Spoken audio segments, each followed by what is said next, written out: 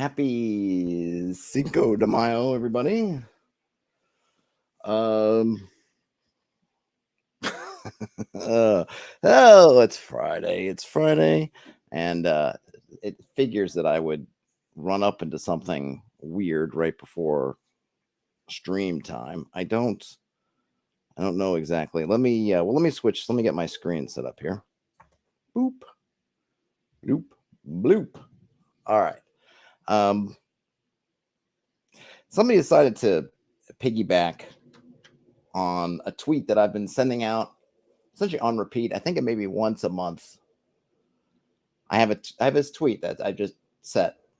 I don't think I have Twitter set up on this machine. Otherwise, I would just whoops, and that's the wrong keyboard. Hey, Ian. Oh, is it going to log me into Twitter? Does it remember me? I don't think that's how I have it set up. Let me just see. I bet you if I just search for myself, it'll come up. Where is there a search bar? Is there no search bar? What are you doing? Wow, Twitter. All right. I guess I won't pick it up. You can go look it up. I don't know why someone decided to do this. Someone that I follow, I have no interactions with them, certainly no negative ones. But I don't know what happened. I don't know. So you can go check it out, but it just I checked my phone and I saw some notifications. All of a sudden I got to read it and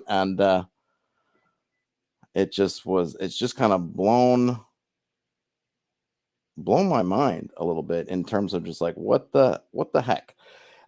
Just for the little bit of context, the tweet that I've been sending out once a month is looking for people of color and female creators and other creators to talk to, because I think that they tend to be underrepresented in the stuff that I see put in front of me. And I just want to, I'm always looking for new stuff and different voices. And so I thought, hey, let me put out a call for folks who have different voices to come out and come and talk and maybe get, a wider audience necessarily, but just to see what's going on, because sometimes you end up in our own little bubbles, and those are not bubbles that I necessarily tend to find myself in. So I thought, you know what, let me reach out. And the I guess would be the sad thing is I haven't really gotten any takers on it. I got a couple times, a couple people reached out and said maybe I should reach out to this person, that person, but really nobody coming forward. And I've thought about this often on what the reasons for that are. I don't know. But then, so I sent it out, every couple of weeks it goes out, and no one's had a problem with it until apparently today, where somebody decided to insert a whole bunch of other stuff in there. Not really directly accusing me of anything, but sort of insinuating that I'm, I don't know, in a sense, up to no good, or that I don't know, agendas. I don't even know. I don't even know. I tend to think someone had a really bad experience, maybe today or the other recently, because we're mutuals on Twitter, and this is not the first time I've put this out there. I've been putting this out there for a while now, and decided to take umbrage with it, and just kind of caught me by surprise, because I don't know either why that they're trying to embroil me in some kind of drama they have, or somehow fault me or pick out people like me for the drama. I don't know. I don't know what that's about. I'm not, I guess I won't go. I guess I'll leave it there. You can go search out Twitter and see that. Bryce says no good deed goes unpunished. Apparently not. And this one's just like retroactive, because it's not even like the first time I posted it. Just weird. Sorry, but it just kind of got me a little bit flustered, because I'm just thinking, why,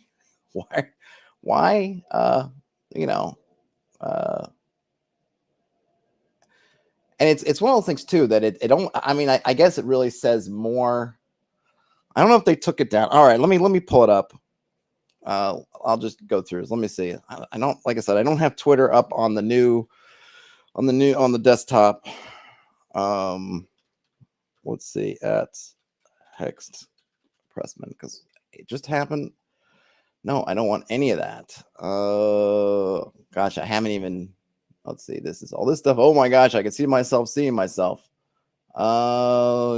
Here. No. No, that's not it. Wait a minute. Or maybe I should look for mentions. Oh, you're really going to do this to me, are you not, Twitter? I'm going to go to Google. Maybe the Google machines can do it.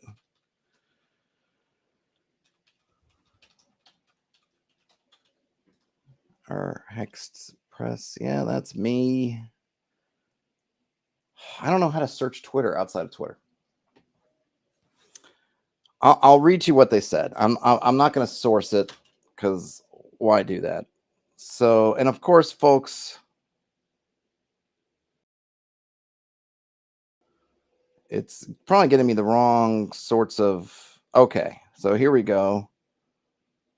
So they retweeted my tweet, or they quoted it, and they said the most famous female BIPOC creator in the OSR space once got hold of a beta read of something I was working on that I didn't give her permission to read, gave me unsolicited feedback on it, told me that if I didn't implement all of her changes, she'd hold on a minute, I guess I have to read down. She'd do a day one negative review of my work if I dared to charge money for it.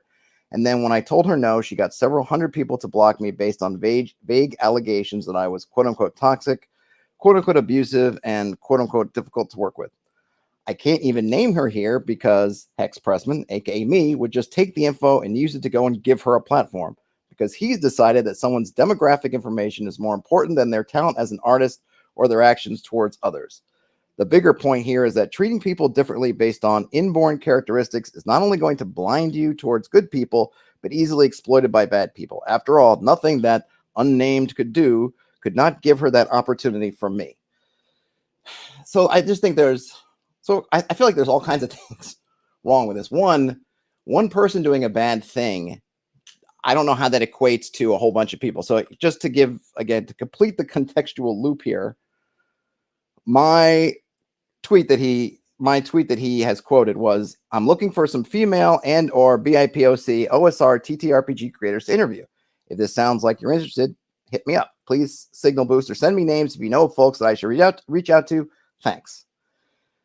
That I don't think that implies that I am somehow uncritical in what I'm looking at, or that because someone is whatever characteristics, I'm suddenly just going to champion whatever they're saying against whatever else, common sense out the window, whatever that means. I simply am looking at a group of folks that I feel like I don't see as much from, but I know they're out there. So I say, hey, come talk to me. I don't even think it even says anything like I'm trying to do anything. It's just, hey, you want to talk to me? If you want to talk to me, reach out. And this, like I said, the sad thing is I don't get any takers on it. So not only is nobody taking me up, certainly whoever this person isn't. And this person then making these assumptions that because I'm looking for folks of a certain thing, that one, I mean, and the thing is, we're mutuals, right? How much stuff do I cover? Like, you guys are here with me.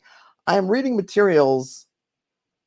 I mean, granted, I do other kinds of streams, but a couple times a week for, I don't know how long, how many videos I have, how many do I have? Has anyone known me to go and say, nope, I'm not going to read this because of this person or something? No, like I'm just looking for, in addition to all the other stuff that I do, to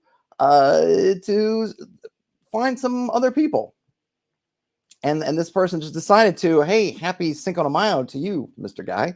Just decided to kind of hammer me for it with a whole bunch of assumptions and just talking all kinds of stuff. And listen, I'm sorry that this thing happened to you with this particular creator, but guess what? We're all individuals, and defining somebody by where they're from, saying that somehow because this person fits these different characteristics, therefore that my intentions are somehow not good, or all this other stuff, is just, it's unfair and it's wrong.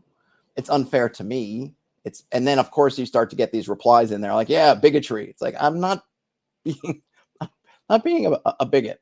Okay. And if you think I am being a bigot, then, and hey, anyone in the chat here, listen, if you feel that I'm doing something, if you look at this tweet exchange, I'm not even replying to it. If you look at that and you're on board with that guy and I'm a bigot, then just unfollow me and, quit the channel. I appreciate you coming. But come on now. And sorry, I didn't mean to start with drama, but it just came to my doorstep unbidden, unasked for. I was just wanting to get on with my with my day, and somebody decided to poop in my punch bowl for, I feel like, I mean, granted, they had a bad experience, and I'm sorry about that, but that has nothing to do with me. It has nothing to do with what I asked for. And, you know, like I said, frankly, no one's even reaching out to me. I might as well be farting into the wind with that tweet for all the people it's gotten me to interview. And then this, I think, doesn't help, because if folks were looking at this and today was the day, they think, hey, yeah, maybe I'll reach out to this guy. And then they see these other folks piling in. It's probably going to make them head back to like, nope, not going to do it. So, hey, so, you know, be kind, everyone. Be kind. And let's rewind. Hopefully I can get back some positive energy after having to just sit with that. And, you know, part of me wants to just get in there, but I'm not going to. I'm trying to be better about that. And I think on something like Twitter, no good's going to come of it. A person who sent out that tweet, if you happen to be watching this at some point, I don't think you would, but if you happen to be and you want to talk to me about it in a more, I don't know, adult, nuanced kind of way, instead of just sort of throwing me under some kind of bus on Twitter because you had a raw deal, I'm happy to discuss it. But that's all I got to say on that one. Brian Smith saying it's toxic garbage. I agree. Frederick says that there are people that create confrontation for attention on Reddit. Yeah, this wasn't Reddit, but it's Twitter, but it's, you know, of course, same rules apply.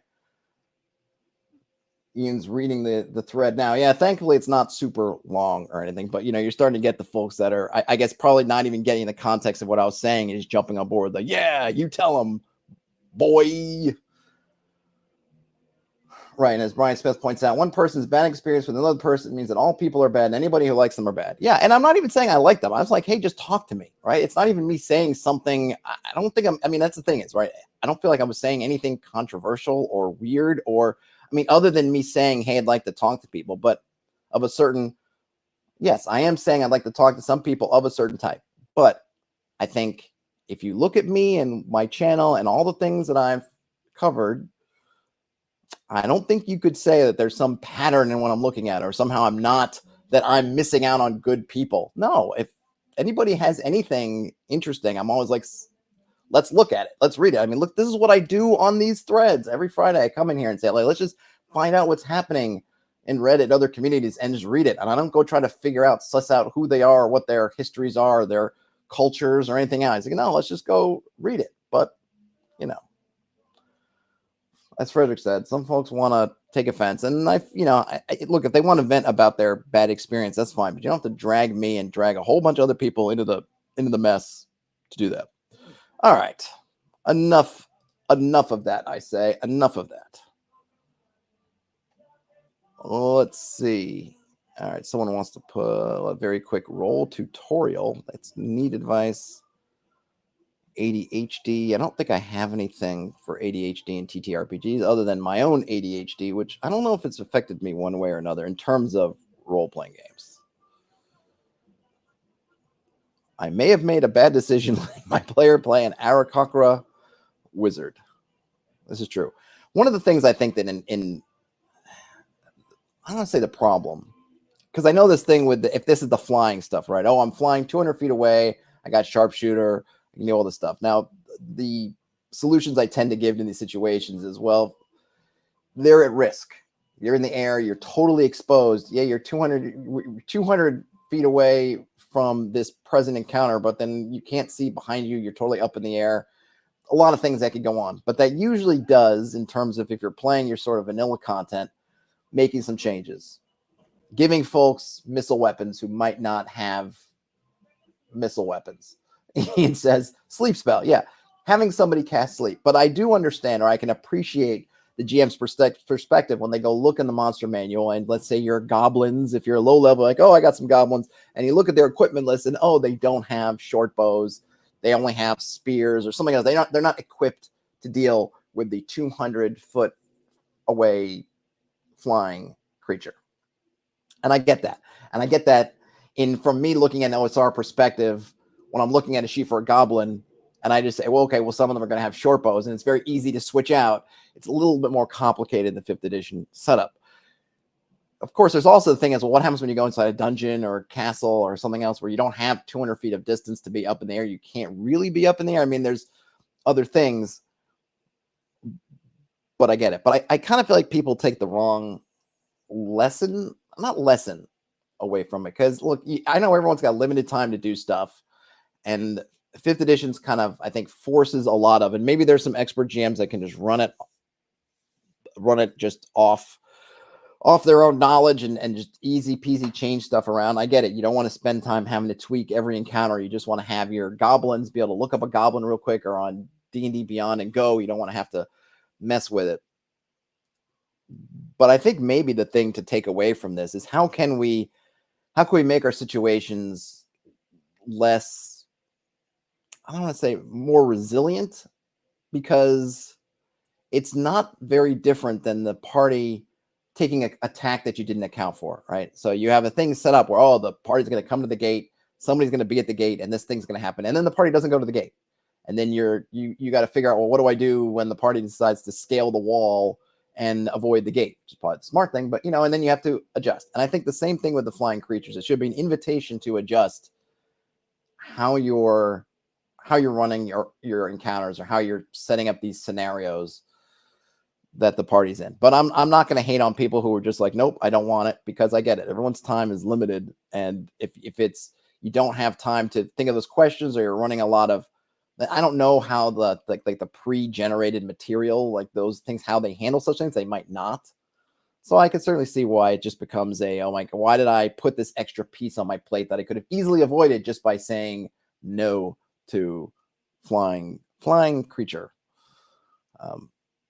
What are some possible motivations? I don't know. Always a lot of stuff in here. There was something good, and then I saw it, and then I got here we go. This was what I wanted. This is offering advice from DM Academy, and this is a tip. Oh boy, that's a really short bit of advice. So it looks like it's gotten upvoted a lot and has some comments so we can read through. So the tip is that realism has less to do with mimicking reality and more to do with verisimilitude. So if you're playing the verisimilitude drinking game, you can take a drink now, which I will, of some cold oolong tea for the working man. Verisimilitude, the appearance of truthfulness. Shout out to the land of Og for teaching that lesson. So I guess I'll give an upvote. It's not bad advice. I mean, yes, you want the appearance. I call it heightened. There's a certain kind of heightened reality. And I think you can think about this when you're reading books, or you're watching movies, or you're watching TV shows. What you're getting in these shows, even the ones that purport to be gritty or down to earth, are not exactly that. If you are someone who's in the field that the show is covering, I guarantee you'll probably 99% of the time find the seams, find the things that they're skipping over or not doing or not talking about. But for the person who's not aware, what the idea is that you're giving people a close enough approximation that their mind will fill in, not only fill in, right, that disbelief, you're able to put your disbelief aside, but that it's also heightened, which means that dialogue in movies, TVs, books, whatever, even when they're trying to be clunky, it's on purpose. It is less clunky, more focused, not only just in terms of just how it's worded and everything, but also in terms of how it's driving at something. When somebody is really clunky in a film, there's a purpose to it. There's a purpose there, whereas somebody in real life could just be clunky because they're stumbling around. Like they're just not, they're just like I am right now. I put in and it's not for a particular point. I'm not trying to say something about myself as somebody who stutters or who can't get their ideas straight. Just just caught in the moment. It's just a random occurrence. Just it happens. Whereas in a movie or book or something like that, there's purpose here. And that's that kind of heightened reality. And I think the same way about game playing. We're using that suspension of disbelief so we don't have to describe every little facet of a room, because we're depending on the players, all our minds to kind of picture, you picture a cave and you talk about some stalagmites and stalactites. We don't need to give exact measurements. We don't need to do all this stuff. We can paint a general picture at the party. Everyone fills in, but then also that just like in a real office building in which you'd go into tons of floors where everything's the same, basically, just the floor plans just increase. We tend not to do those things in games. We tend to try to make things different, differentiate things to heighten the reality. Not so much, for the most part, you're getting into gonzo territory where you care less about the kind of reality, but you're trying to make it a more condensed, more vibrant type of reality. If that makes sense. As Dude Bob Mac says, believability over realism. Probably a good way to put it. Okay, Dominic11 says, Hex Pressman, who am I? I am just a dude, my man, or my lady, my person. I'm just a dude. I'm just a boy in this world. I am nobody, essentially. Worth it getting Knave if I already have other systems? That's kind of silly. I mean, do you want to read it? Yes. I think it's almost always worth it if you got the time and you got the space and you have the coin and you're interested in such. Oh, what else do we have here? Fire Rune Weapon Enchants. Navy Federal Union. Tower. Ooh, this might be interesting. Another DM Academy. Oh, nope. They're looking for it. I was hoping somebody would have had some. Let's see. Need advice, adventures, and encounters. Let's see about this one. This one might be meaty. This was posted by M. Pindara. The exciting encounter struggle continues. They're looking for advice, but I like when they're looking for advice, but they actually give something to work with and not just help. I've been DMing for a few years now, so I feel comfortable running the game and combats. Lately, with one of my campaigns, every combat just feels uninteresting to the players, regardless of how exciting I try to make it. The first problem, I'm running a module, Descent into Avernus, and it feels like so much extra work every time there's a combat encounter, because more often than not, modules are written as, these bad guys fight on sight until they're dead. So I need to get inventive with ways to make that more interesting, and sometimes I just don't want to put in that effort. The second problem, and no offense to them, but my players aren't very inventive. Most of them are playing martial classes like paladins, combat druids, etc., and they're all pretty video game-minded players in that they wait for the cutscene to end and move on to the next obvious location. Sometimes they just decide not to use their core abilities like smites and the like, and we end up having combats that are swing sword miss next turn. Things don't slow down, so it's never really a slog, but I could tell everyone gets pretty bored of it. So my big struggle is trying to use the module to save myself a lot of time, but also play sessions that are exciting and interesting for my players. Does anyone have any suggestions for any content that provides plug-and-play dynamic encounters that are easy to swap with existing module ones? I have a few things from the DM's Guild that are additional encounters for our module, but some of them are more of the same. Well, I mean, you can always do that, swapping in encounters. I mean, I think this is where I would say ye old reaction rolls and morale checks will help you with a lot of time and give you the ammunition, the material you need if somebody rolls low morale, and then you can interpret that as them running away or them surrendering, or if there's sufficient numbers, maybe you say a bit of column A and column B. You can do that as well. The other part about the players not really engaging with their class abilities so that they end up with combat that's kind of vanilla and then not engaging with that, because coming from the OSR, combat is kind of vanilla anyway. You don't have a lot of special abilities. A lot of stuff is, if you just get down to it, swing, use weapon, hit, miss, next.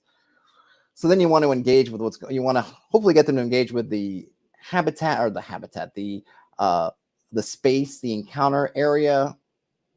And yeah, modules may not always do great things with that. You could just be essentially fighting in an open field. And so there isn't a whole lot to do but run to or run away from the combat and then fight. Maybe I would say maybe they don't want to fight that much, in which case maybe you want to see if either this adventure is not great for them, or look at are there options for social encounters? I'm not familiar with Descent into Avernus itself, but are there some social options? Are there some other things you can do to give them things to do? Are there other things they can do that maybe they're interested more? Maybe you need to find out. And of course, probably the biggest thing is just talk to your party. As usual with these kind of questions, a lot of it comes down to talk to your party. because if they're bored with combat and they're not liking it or whatever's going on, then ask them. Ask them and you can find out. Let's see. We're getting over. The one problem with DM Academy on this list, I really like the stuff in there because it tends to be thoughtful, but man, they really do kind of overload things a bit more than I would like. I wish I could do some kind of custom filtering to kind of even the odds of some of these different subreddits. Excuse me. I suppose I can just do this. Haha. What's going on in here? High stakes, vampire western, and with blackjack mechanics. Whoa. All right, this is posted by Caspon. Can I get this bigger? Can I zoom? Oh, going the wrong one. What am I doing? Nope, it's kind of, that's not like high res, is it? Hold on, did I zoom out? Where am I on the zoom scale? Oh, that's weird. Oh, all right. It's not formatted that well to read, but it seems kind of cool. Wow, they made it this morning. Fast work. I'll have to come. I see it's got a link to itch. I wish you would have put that in here. I would have clicked on it. All right, I'll leave that for later, but I'll give him an upvote. What is this? Where are these classes? Oh, it's from a dolmen. Okay, new Dolmenwood stuff, I guess. All right. Let's see. Does dice sizes tracking supplies? Someone know a community to post their one pager? That's just Caspon who just went ahead and did that. That's fine. Hey, someone else is doing a Dragonbane solo. Nice. Stats for player skill versus character skill. Well, this might be interesting. Variant rules. Here we go. Blunt Pencil 2001 posted stats for player skill versus character skill. I've seen a number of games that want to emphasize the use of player skill over character skill. You don't roll to find traps, for example. You use the given clues. Great. Love it. An issue I have with this, though, is that a smart player can often end up playing smarter than his dopey barbarian with minimal INT, intelligence, has any right to be. The inverse, where a slower player could never be their genius wizard, is also the case. The idea. Remove stats which determine social competence / smarts. The player is the smart one. The player does the talking. Your mental stats are the characters. Of course, that means we end up with just 3 stats if using the classic paradigm. Okay, screw it. I think I'll try something different. We roll for when doing something dangerous, but how do we do it? Taking ideas from non-OSR games, let's apply the following stat names: power, finesse, endurance. If I were to apply these to an existing OSR game, I'd do it with Knave using the previewed 2nd edition character rules. Well, I don't know about that, so I guess we'll just motor on ahead. Characters, we get 2 stat boosts at level 1 and every other level as opposed to 3. Power would cover strength, fine. It would also cover damaging or unsubtle spells. Whoa, major overlap. Who cares? If you're taking spell books and swords, less room for loot. This also allows for gifted sorcerers who aren't very bright. Finesse would cover dex and wisdom, as well as illusions and whatnot. Serious overlap, but again, no worries. You only get so much inventory. I'm not sure where he keeps getting inventory from, but I guess, is Knave the one where everything's coming from your equipment? If someone correct me. I blur them together, and I forget what Knave does. What's Knave's thing? Endurance would cover con. Charisma gets chucked. Followers based on how good your chat is. Well, I think a lot of games have done this already. I think if this person feels like I've come up with a totally new thing, you probably haven't. Okay, Jonathan says, yeah, inventory is Knave. Okay. I mean, I like the idea, and I've some other games have done this, and I agree with it in getting rid of intelligence or making intelligence something else. So intelligence isn't your smartness, but it could be your education, could be your kind of book knowledge. So if you had a high whatever that intelligence, I would rename it from intelligence. It would be how much you went to universities, maybe, right? Oh, if your intelligence was low, maybe you didn't go to use a modern example, you haven't even gotten your GED yet, and you have minimal experience. That's your intelligence, kind of your book learning. The stuff you're learning on the field, that's for your player mind to keep track of. But this is kind of like, well, prior to being an adventurer, I didn't graduate from kindergarten, and I just worked in the fields. So outside of a little bit of farming, I'm pretty much, I don't know anything. That's would be kind of low. What I would consider say, hey, that's low end. Wisdom, kind of the same thing, right? My players have asked, like, ooh, like, do I discern whether this person's lying to me? And my response is, I don't know. Do you discern that this person's lying to you? So, is there something that wisdom could be rather than classic, in a sense, your classic kind of intuition, which I feel like is much more appropriate for the player to have? There's probably something there to that. You could even, combine them or just get rid of one and just have the other one be both. I don't think I'd want to have power covering strength and damage spells. Because I think, especially say in an OSR game, if you're, let's say, outside of Knave, right, you're a caster and then you're with a staff and you're going to get some big bonus to your thing to hit, and that's also going to be good for spells. I kind of feel like that's stacking too much.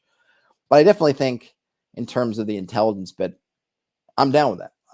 I've been down with that, but I don't know that I would go with these three. It's a fine line. It kind of depends on your game too, right? I think that the more long-term your campaign, the more, or your intentions anyway, the grittier you want to be, then I think having stats that are these attributes more granular, I think it makes sense. Whereas if you're trying to do something that's very just light and we just want to get into it and we just want to go, and maybe it's only for smaller adventures and things like that, then I think that having a few works. But, that's just me. But it's a cool idea. Questions about Halls of Ardenvoul. I don't know much about Halls of Ardenvoul. How do you tell your players they've looted a magic item? Oh, this is a good one. So in OSC, first, how do you tell your players they've looted a magic item? Posted by Kryptonic901. So in OSC, the GP looted equals XP, but magic items are invaluable and they are their own reward, so no XP. Imagine your players looted 4 rings. 3 of them are mundane items worth 100 gold piece each. The other is magical. How would you tell your players this? Do you just tell them, or do you try to hide the fact that the ring is magical? Does it depend upon the classes in the party? I guess they really like the ideas below, so I'll read them. So let's see what people are saying. PH Demented says, generally, I wouldn't tell them anything, though if they are brand new players, I might remind them to cast Detect Magic on treasure before you sell it in town. It's on the players to investigate treasure to determine if anything found is magical. If they find 4 rings and one is magical and they sell them in town for 100 gold pieces each, I'll give them XP for 400 gold pieces in treasure they return to town. Yeah, I think that's in general what I would do. I will hint that something seems interesting, unless there's something about that is, some magic items I do think kind of stand out, and I'll play that as like, ooh, this sword. Like if you found a Vorpal sword in a bunch of rusted swords, the Vorpal sword is going to be the one that doesn't seem to be rusted. That seems to be, all these other ones kind of nicked and damaged, but this one comes out of the sheath clean there's no dust on it. The blade seems to be super sharp, right? Which would probably give your players an inkling that, ooh, this is special. And I think that's fine. But, if it's sometimes a magic item is just a plain version of something, the one ring doesn't look special really until you drop it in fire. So in that case, I might say, yeah, it just looks like an ordinary ring. With an opposing opinion, Mega Tapyrus says, hide it? No. Give the info away? Also no. Oh, so I guess it's not just opposing. Trying rings on can reveal some, though not all effects, but a detect magic spell is the surest way. If they end up selling a magic item unknowingly, just give them the gold XP for it as if it were a bit of mundane jewelry, since they're selling it on that basis. Yep. So it's pretty much the same thing as the other person saying. Well, there's a lot of things down here. So the this is actually not the OP. So Lonely Surround 4070 asks, so how exactly do you manage this without telling the players how much an item is worth at the time they acquire it and not disclosing it's a special ring? How do you remember what's what later on when they go to sell it? Yeah, and then 8 Bagels responds with a quote, hey, write down 4 gold rings with green, red, turquoise, and yellow stones. Later at the pawn shop, what color stones are in these rings you're trying to sell? Don't know or don't care. They are all mundanely priced. They always use simple colors for mundane things: red, blue, yellow, green, red, orange, purple, white, black, brown. I use only slightly less common names to remind me it's magical, and I have a note on it. I don't think my players have caught on. Lavender, turquoise, blood red, salmon, rose gold, rust colored, chocolate, etc. Edit, and then they edited later on. And if it doesn't have to be stones or gems. It can be the color of the ring, color of the inscription, the hue, etc., etc. I mean, I think the thing is, you just need to write down the rings, or you can even have numbers. You have ring 1, ring 2, ring 3, ring 4. But I think ultimately, I like differentiating between these things anyway, and lots of generators will come up with. You can find them. I think Donjon might have them. Other places might have them, where you can basically get gems or get rings with settings and things that are a little bit more detailed, and then you just write them down. So since you've given them a handful of details, hey, this is one ring has a turquoise. This one ring is plain gold, but it's got a twist. It's got the ring is a branded, was it not braided ring?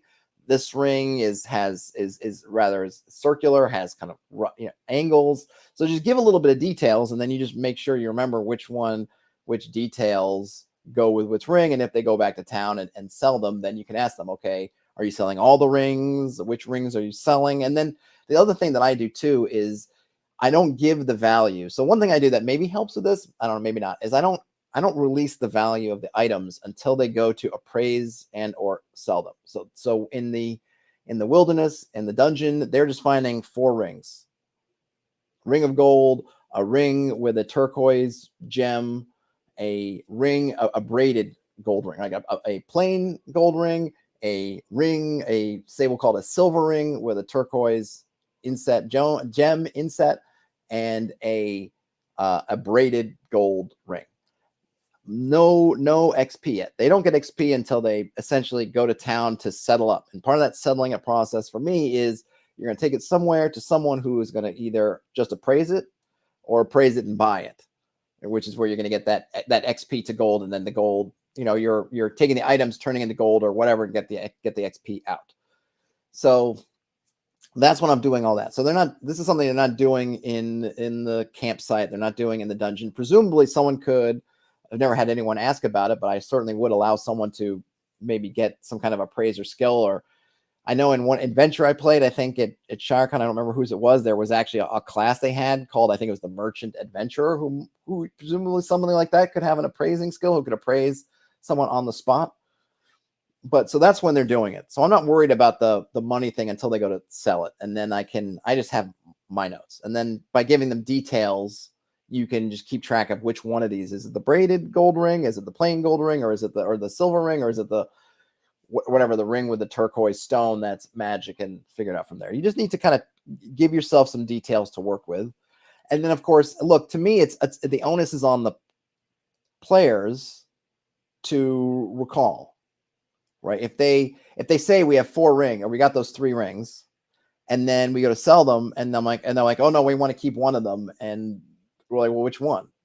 Then I would just kind of roll randomly. And if they don't pick the magic item because they don't remember, then they don't. Like, that's that kind of cardinal rule, at least from my experience playing games, is write it down. If you wrote down Bob the fighter is holding on to this ring, is keeping this ring, you better write down which ring it is. I'm giving you those details.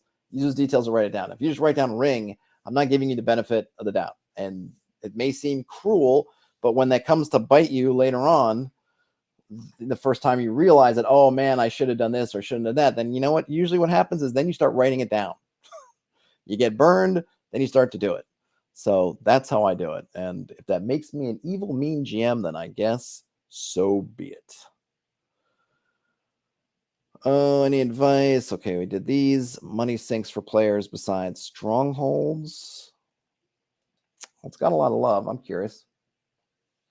Jonathan says that fixes an issue that they were having. They can just note XP values of items. They have a spreadsheet and not give monetary value until sold. Yep.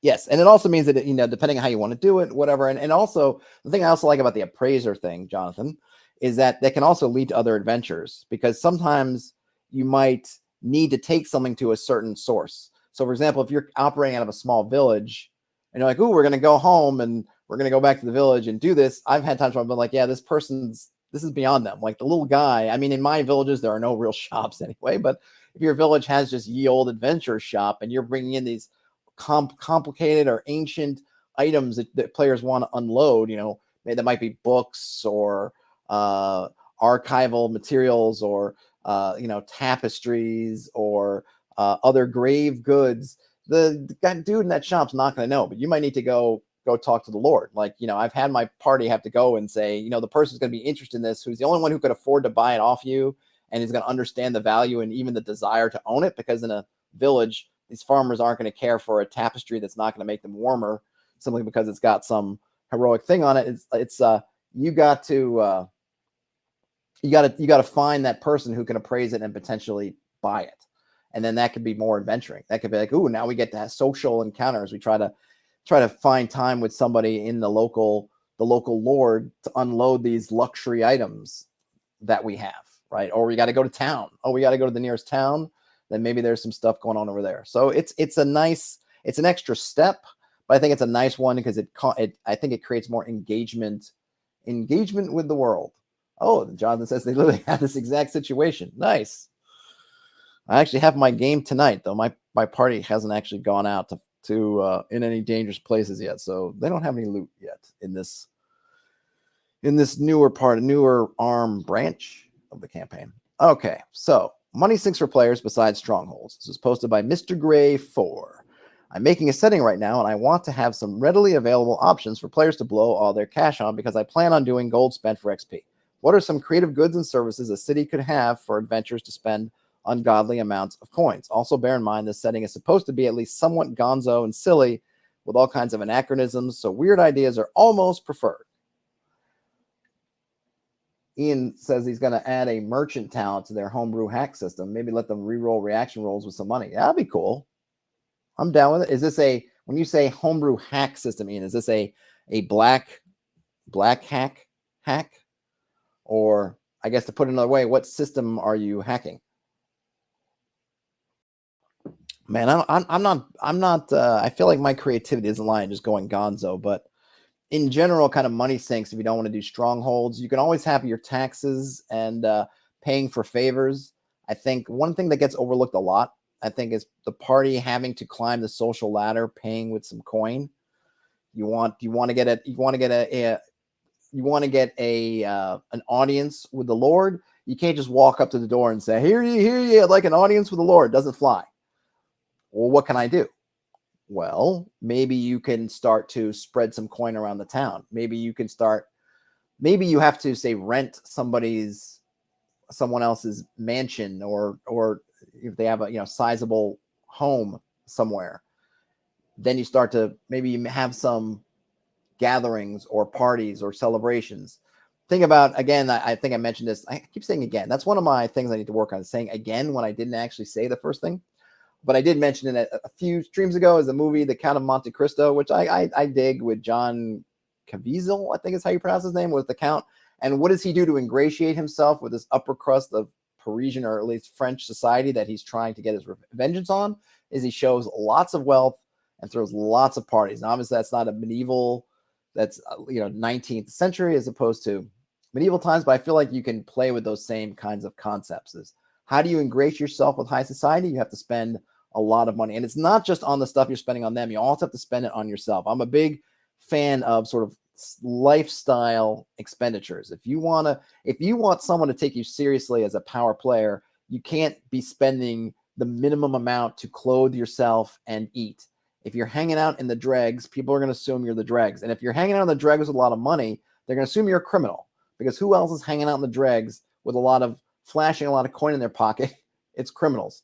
So if you don't want to be seen as a criminal, then you can't hang out in the dregs, which means you got to find yourself an upper end place to stay, or potentially some kind of patron at whose residence you can stay, who then in the patron part of it is able to help entree you in society. And how do you grease their palms? Because they're all practical individuals, is money, buying them stuff, helping them with stuff, financing their parties and their gatherings, and showing up at, say, tournaments, and having your own massive pavilion with food and everything that you're sharing. All these kinds of things can be big money sinks. Yeah, I hear you, Jonathan. It is definitely, when you compare anything to the books, particularly books like that, it's not going to hold up. But yeah, as a fun kind of revenge movie, It's good. And the one thing that I just loved was his first entrance coming down on that hot air balloon. He just looks like this Prince of Darkness, and it always just makes me giggle. I just get a kick out of it. Rylan says they like seeing intelligence as problem solving rather than knowledge known, like with puzzles. I hear you, Rylan, but the problem is I don't want players to rely on that roll. I don't want to do roll versus puzzle. If it's not a puzzle that they can solve using their own brains, then I don't think I need it, or I don't want it. I don't need the roll to solve kind of thing for me, for my game. I would rather present a situation, and all situations in the game are in a sense puzzles, and then the party sorts out how they want to solve it using their own brains. So that's for me. But that's my style, So there's no wrong answers, and certainly folks use intelligence like that. No problems. Ian says, going back to the system, they're smooshing the black hack, the black sword hack, Pathfinder 2, and a few other things. Woo! Ian, you got your task cut out for you. You've got your task cut out for you. Is that the way we say it? I think so. T Goblin mentions art patronage. That's another good one. Your artists, your bards. You want people to sing tales of you. My party was very big at one point on having folks out there to expound their good deeds, or what they were saying were their good deeds, at least. So paying people to go out and do that. On a quick aside, let me tell a tale. This is not from my current campaign. This is from a campaign that I was running play by post. And I was probably going to do a video on this separately, and I probably will already. So apologies in advance for you're probably getting a repetition, but I'm putting it here because it kind of makes sense given talking about money sinks and such. A lot of folks, or a lot of times, I would say, when we're talking about concepts in a game, we end up isolating on those concepts. And I think when we do that, sometimes we miss out on the web that works together. And I don't know it's always super intentional. It's just the way it works. And I find that sometimes when I want to talk about hirelings, let's say, we focus on hirelings and we don't maybe touch on these other areas where they connect to these in this web of other things. So let me give you the situation in this game I was running. The party goes out on an initial mission that they were given. They come back, they've got a bunch of loot.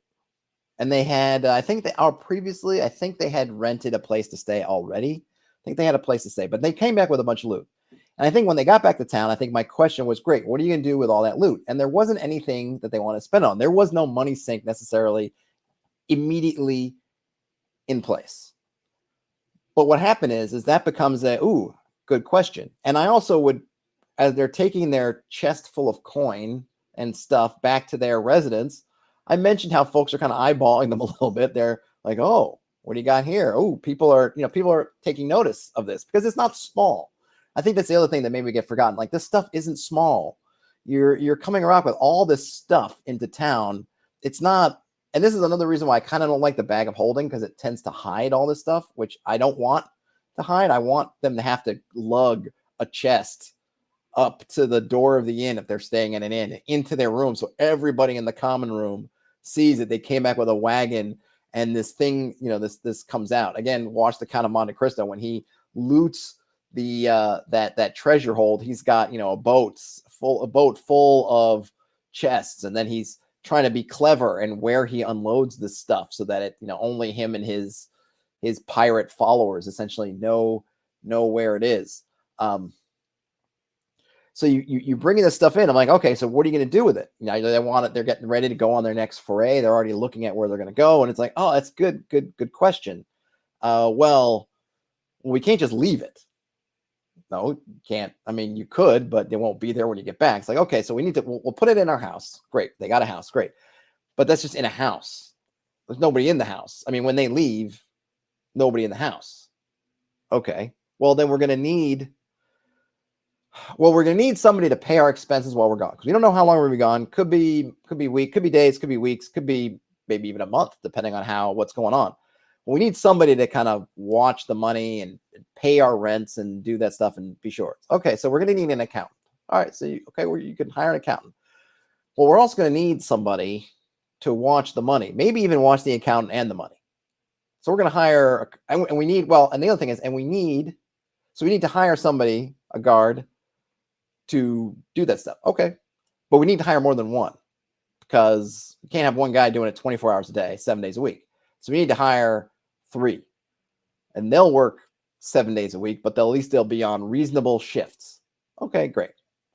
And then we're going to need somebody to kind of watch the house and take care of the house, maybe monitor that stuff. So we need some kind of, a butler type, not the accountant. The accountant is just watching the money or taking care of the money, but we need that. Okay. And of course we have the accountant to then pay all these people off while we're not there. Like, okay. So what's happened here is just having this money that has no sink, right? It didn't have a money sink. One, it's become its own money sink because now they're spending a bunch of money just to watch the money, right? So you have the gold is spending itself because now they went from having a chest of gold to having, one kind of sort of butler, house person, an accountant, and three guards. And of course, if they didn't have somewhere to stay permanently, they'd either have to be paying rents at an inn if they're an inn, or paying rents on wherever their lodgings are. All this stuff literally just to watch the money. This is just so that they can leave the money and be reasonably assured with some areas that at least if someone's going to steal it, it's going to be a real doing. That for the most part, that's good. So right there, the gold has just created its own money sink. But this is also, you can see how this is the seeds of the stronghold, because once you get enough going on, then you are naturally going to need more.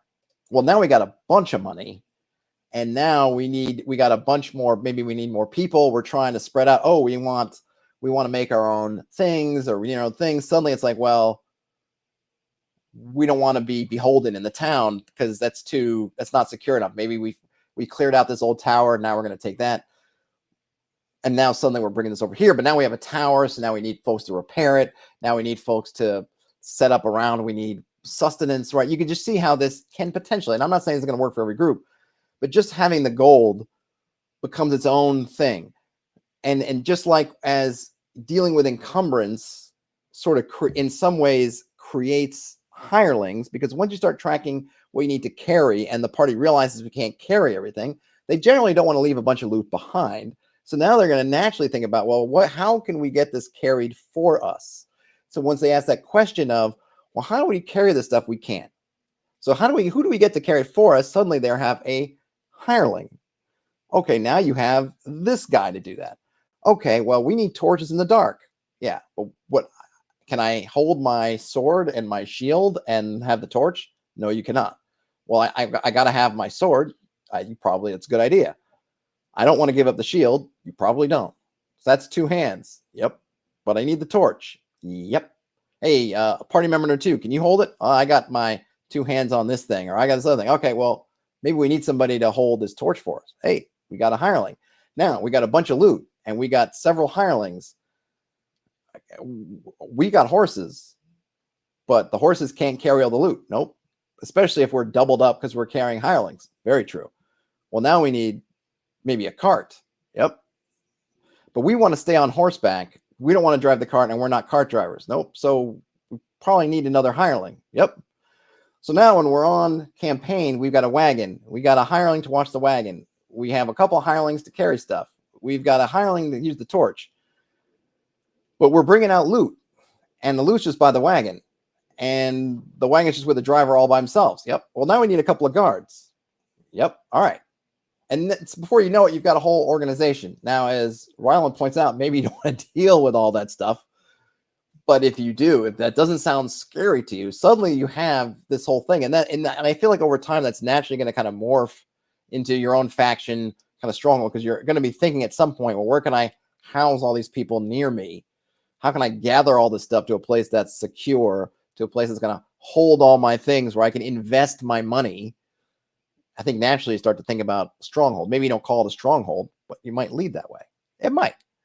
But if you start thinking along those lines, getting your players to think along those lines, they might kind of lead you there, or they might lead themselves there without you having to say, like, hey, don't you want to invest in a stronghold? Maybe they're thinking like, that doesn't really help.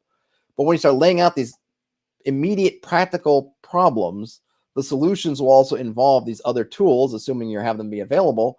And then those other tools can sometimes add up to, at the end, you've sort of built up a stronghold, even if you never meant to. Even if it was never your desire to end up to make one, you might end up with one just because it's what makes sense. We need a secure place for a loot. Yes. What's going on in town? Well, the only secure place in town is the Lord's castle, and you're not getting in there. Everything else are makeshift kind of buildings. There's the inn, but that's not secure at all. Well, we're going to need somewhere secure. Yes. So now we're going to have to find it. Right. We're going to have to clear it out. Yep. We're going to probably have to repair it. Yep. Like you can just see how those questions go. I'm not trying to say that it'll always lead that direction. Maybe your parents, or maybe your players just decide to go pirate treasure and just bury the stuff somewhere. That's fine. It's got its own issues, but that's totally, up to them. But, just if you think about these practical concerns and deal with them instead of saying what I think a lot of folks end up doing, which is, I don't want to deal with it, so I'm just going to not have it. I think it adds to that richness, because all these different things, while they are more work, also are more avenues for the players to engage with these things in the fiction. And you can have a lot of fun with that. And at least I do. I have a lot of fun with playing out these people and playing out these situations and what's going on with this stuff. And I think it adds to that kind of dynamic, sort of lived in practical elements of the world, which I appreciate. I'm not saying it's going to work for you necessarily, but you could try it. Let's see. Jonathan says that oddly, Critical Role Season 2 did this really well. They had to hire someone to take care of their house and the like. Same with Season 1, actually. Yep. I think making your players aware of these problems. And I think when you do that, one thing that happens, if I say that the players just walk through town and dump their loot in their apartment, maybe someone thinks about like, boy, that's not very safe, but they might not. But once I start to introduce something about, either ask them the question, so are you just going to leave the loot in there? Or people are eyeballing you on the street. Oh, that you seem to be being noticed. People seem to be eyeballing you. And more importantly, they're side-eyeing those chests you're carrying. Or like I said, simply ask the question like, so who's watching this loot while you're gone? Kind of thing. What can kind of help get them thinking through this process. But if you just kind of hand wave it and say, okay, the loot's in your house, then they're probably not going to think about those lines. Some people are naturally, their minds are just going to drift that way. But just be aware you might need to sort of prime the pump a little bit. Wagons work because you can hide stuff in them. Well, to a certain extent, you can, Ryan. Yeah, you could put a tarp or some kind of sheet over what you have. But I mean, a cart that's got a bunch of stuff in it's going to look like a cart that's got a bunch of stuff in it. Now, if you want to try to hide it all and say, no, we're just carrying bales of hay from this dungeon back to town, you could try it. I'm not sure who you're going to be fooling.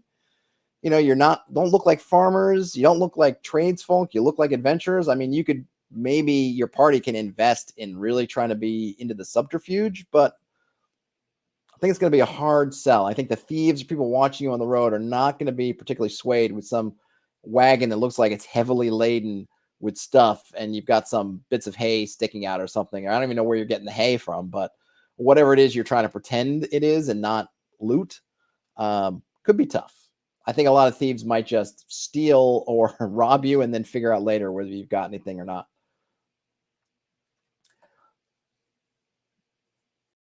Rylan says they're not sure if they want to deal with the paranoia that comes to trying to hide loot from others that can drag on sessions unnecessarily. I mean, it's really going to be in your group. I find those kinds of things really fun. I like dealing with that stuff. I mean, granted, if you get into analysis paralysis territory, that you want to try to avoid that. But I think that stuff is fun. I've had a lot of great sessions where it's all about these things and dealing with them. So I guess it's all going to be your miles may vary, right? But I myself have not had bad experiences dealing with that. And it's, to me as a GM, one, I find it fun because it's engaging with the world in an interesting way. And the other thing is just for a lot of times with me where I might be trying to catch up on what I need to have ready for them for their next step. If they want to spend the last third of the session dealing with these problems, that's great because then it just gives me more time. I'm like, okay, great. I don't need to start thinking about what's next. I can think about it after the session because they're going to spend the next 45 minutes. We're going to be talking about all these other things. I'm like, great. It's, for me, it's not a huge deal. But again, it's, YMMV, right? Your miles may vary. Ian says that there are 3 players who have been venturing with 3 armed hirelings, a donkey, and a keeper for the donkey. Yep. Indeed. And then suddenly you've got an organization. Suddenly your party has their own faction, whether they even meant to or not. All right, I know it's after the hour, but we kind of started slow and on a dour note. So I want to end strong. We got a play report. I like reading play reports, but I don't know if folks here do. I'm going to read it.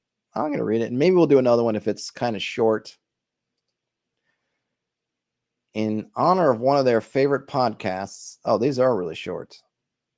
Oh, no. Well, it's got some. Let's see. Okay, so by the numbers, they've had 1 PC death, 1 cursed by a magic sword, 2 hireling deaths. They've discovered 3 dungeon levels. They defeated 4 bandits when they tried to raid the PC's treasure stash. Look at that. How appropriate to what we've just been talking about. They've gotten 5 level ups. They've done 8 expeditions into the dungeon. They've played 10 sessions. 2 weeks of campaign days have passed. And their longest dungeon delve was 26 turns, so 260 minutes. And they've earned about 12,500 XP so far. So here's the more, it's not that detailed. After 10 sessions, we're still in the first dungeon designed back in February. It's a huge mystery, but the PCs are closing in on the solution. Another session or 2, and I expect they will have unlocked the secret of what has bound their spirits to this ghost town and effect their escape at last. My personal triumph. In every other game I've GM'd over the last several years across several game systems, I've had nights, even in the first few sessions, where I just didn't feel like I could keep up. The pressure and brain space required to render a world just to the horizon at all times is utterly exhausting for me. By contrast, I leave these weekly 3-hour BX sessions feeling energized and ready for more. I probably spent 10 hours of prep time on this scenario, and we've now gotten almost 30 hours of game time out of it. Dungeon turns as a mechanic has encouraged me to keep much better notes rather than just relying on memory alone. The simplicity of the game and my deep familiarity with the basics has moved a good chunk of attention away from looking things up in a rulebook and on the current moment.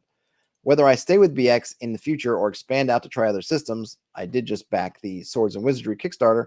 I'm really glad I gave this a go because I've now learned that some prep time on the front end gives me the space and energy I need to really focus on what's happening during the game rather than trying to keep everything in my head all at once. And I'll carry that play style to all my games going forward, making them more fun for me and hopefully by extension my players. Well, there you go. Ian says that's some impressive timekeeping. Yep, I can't say that I have all these noted down, but it is cool, and hopefully they keep it up. Well, congrats to and this was Kyellen-TDG who posted that. Let me see if I can get one more. Let's see if there's a goodie here. How do you handle hex discoveries? Well, that's right up my alley. This was posted by Slithy Outgrabe. So, if a dungeon is in a hex and the players are looking for said entrance in the hex, how do you handle them finding it if it's not obvious? I yanked, quote, roll a d6 giving a chance based on how much direction/info they have and how obvious it is. Chance of finding increases by 1 for every 2 hours spent searching.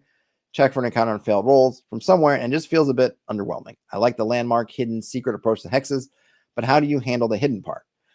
So, for me, conceptually, is you go from landmark, the obvious thing, you're still searching around, assuming the landmark is in the dungeon.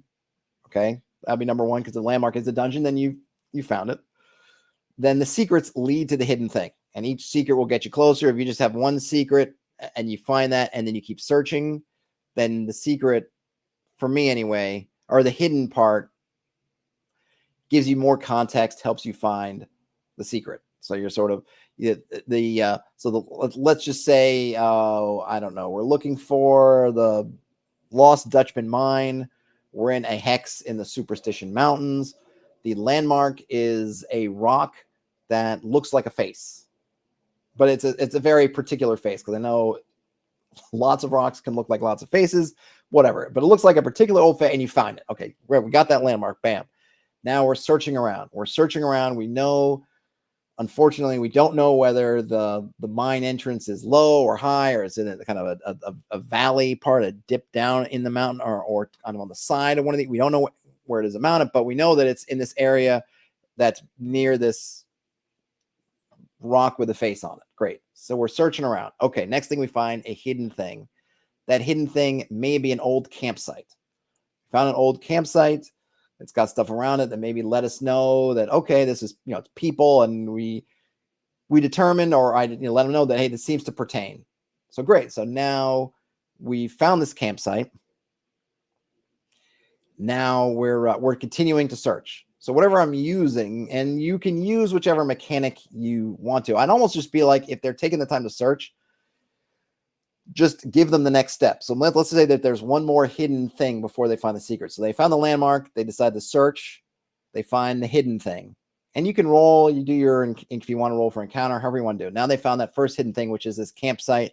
Great. That sort of, that campsite, it basically puts the stamp on it that, yes, we're in the right place. Not only that, but maybe there's tracks leading away. That seems to be on some kind of trail. Great. So that is now helped us narrow the field. Now we can use this campsite, narrow our search. We've got tracks that maybe lead to a trail.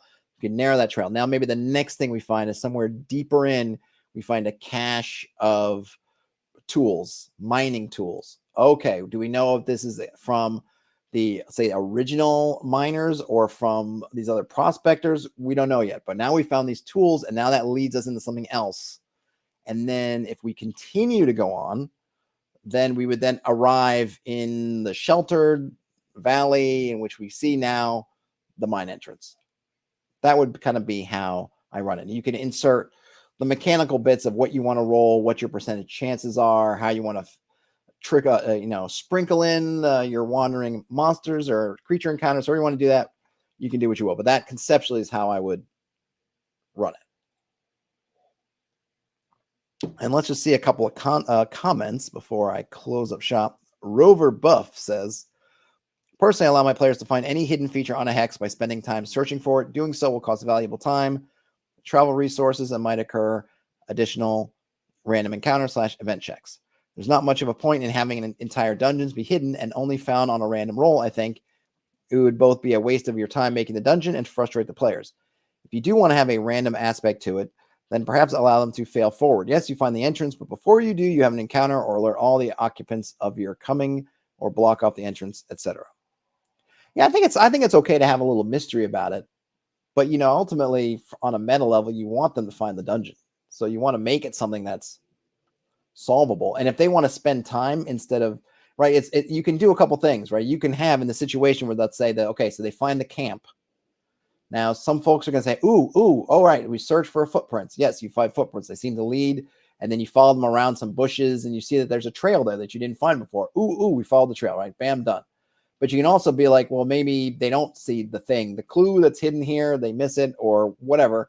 Then they can always spend time, right? Spend time, which indicates general effort over finding the clue. So they don't find the trail by following the footprints, but they spend the time, maybe, extra time to say, we know we need to find it. And I'm not seeing anything, but so we're just going to do a canvas the place, which is spending more time, but that spending that extra time makes up for the fact that they didn't use the clue or didn't notice it or whatever it is that you thought that they were going to pull out of that they didn't. They can always spend time to find it. But I don't have a problem with just saying like, hey, you found the hidden campsite and there's a trail leading off of there, and that trail that footprints lead to a trail that, because it was in a gully or some kind of depression, you didn't notice it before, right? And just kind of give them that next step. But I also think that a little mystery is good, and I think it makes when you find it more fun when you put some legwork into it.